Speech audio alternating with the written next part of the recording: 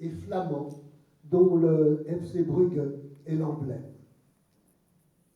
Cutie de rezonanță a antagonismelor religioase, fotbalul poate fi de asemenea și al diferențelor lingvistice care scindează națiunile. Este cazul Belgiei, de exemplu, unde metropolele bilingve sau situate în apropierea frontierei lingvistice își împart simpatiile între cluburile valone, din care Standard Liège este portdrapelul, și cele flamande, dintre care FC Bruges este emblema.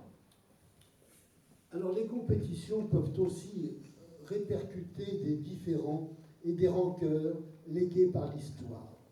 Dans de nombreuses villes en crise, nostalgiques de leur grandeur passée, je pense à Liverpool, à Marseille, à Naples par exemple, la population s'agrippe avec d'autant plus de ferveur au club qui la représente, qu'elle se sent bafouée de l'extérieur et victime d'une histoire mal écrite.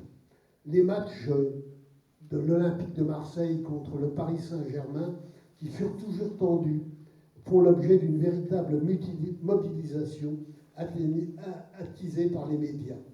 Quant aux Napolitains, ils sont régulièrement traités d'Africains par les supporters des clubs du nord de l'Italie.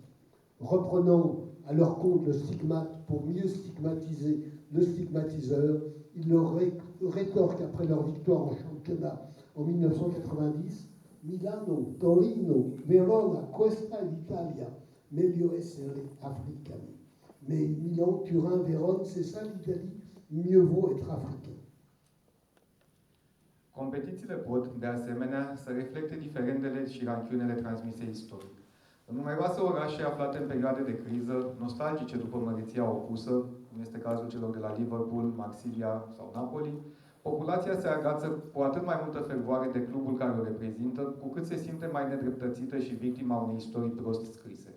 Meciurile lui Olympique Marseille împotriva celor de la Paris Saint-Germain, care au fost întotdeauna tensionate, fac obiectul unei veritabile mobilizări exacerbate de media. În ceea ce îi privește pe napoletani, ei sunt în mod regulat tratați ca africani de către suporterii cluburilor din nordul Italiei. Apropiindu-și stigmatul pentru a stigmatiza mai departe pe cel care stigmatizează, ei dau replica după victoria lor din campionatul din 1990. Milano, Torino, Verona, aceasta este Italia, mai bine africani. Alors les rivalités partisanes peuvent encore se faire l'écho d'une conscience de classe. En France, les clubs de Lens, patronnés à partir de 1934 par la Société des Mines et dont le stade se situait entre les fosses d'extraction du charbon 1 et 9, les équipes de Saint-Étienne également, l'équipe de Saint-Étienne, émanation des grands magasins Casino, puis de Manu France, et de Sochaux, longtemps filiale de Peugeot, font ainsi figure de bastion du football ouvrier.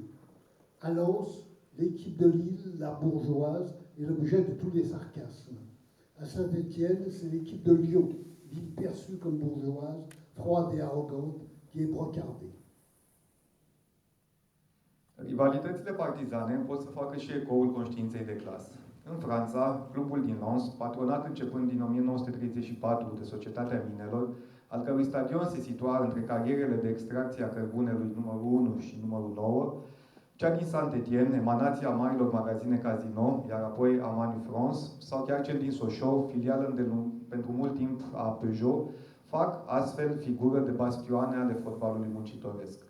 La Lens, echipa orașului Lille, considerată burgheză, face obiectul tuturor sarcasmelor. La Saint-Étienne, echipa din Lyon, oraș considerat burghez, rece și arogant, este luată deseori peste picior. Tout n'est pas cependant si simple. Et les passions partisanes ne sont pas seulement des caisses enregistreuses, des allégeances et des différences qui façonnent les sociétés. Cette exaspération des sentiments d'identité et d'hostilité atteint souvent son paroxysme dans les matchs qui opposent deux clubs voisins et rivaux. Alors vous en connaissez quelque chose avec le Rapid de Steaua, le Dynamo à Bucarest. Lors des fameux derbies, là se donne le libre cours avec une virulence redoublée, le narcissisme des petites différences, pour reprendre une expression de Sigmund Freud. D'autre part, les choix partisans peuvent s'affranchir des affiliations communautaires. Ainsi, des outsiders prennent le jeu comme il se montre une compétition où l'essentiel est de gagner, et laissant leur appartenance au vestiaire, soutiennent l'équipe la plus titrée et promise au succès. În același timp, nimic nu este simplu, iar pasiunile partizane nu sunt doar instrumente de înregistrat atașamentele sau diferențele care modelează societatea. Această exacerbare a sentimentelor identitare și de ostilitate atinge deseori paroxismul în meciurile care opun două cluburi vecine, dar și rivale. Este cazul faimoaselor derbiuri, la București, celebrele meciuri dintre Steaua, Dinamo sau Rapid. În aceste cazuri, cu o virulență puternică, este lăsat să izbucnească narcisismul micilor diferențe pentru a prelua o expresie freudiană. Pe de altă parte, unele alegeri partizane pot să se rupă de afilierile comunitare. Astfel, unii outsideri iau jocul așa cum e, adică o competiție unde esențial este doar să câștigi și, lăsând apartenența în vestiar, susține echipa cea mai titrată și promisă succesului. Mais dire que les clubs sont dans la plupart des cas des amplificateurs des identités collectives ne suffit pas.